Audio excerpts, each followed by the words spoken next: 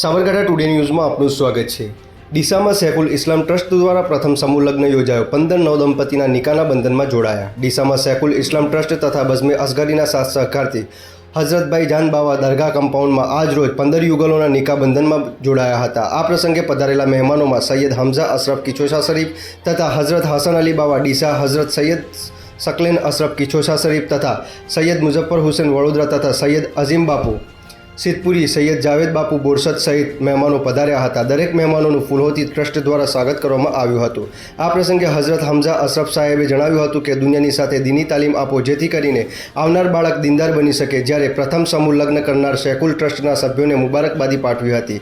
આ પ્રસંગે હઝરત હસન અલી બાવાએ જણાવ્યું હતું કે દરેક ઘરમાં મા બાપના પોતાના બાળકોને દીનની સાથે શિક્ષણનું જ્ઞાન આપી બાળકોના પરવરિશ પર ધ્યાન આપો જેથી કરીને સમાજમાંથી તલાકનો પ્રશ્ન હલ કરી શકાય।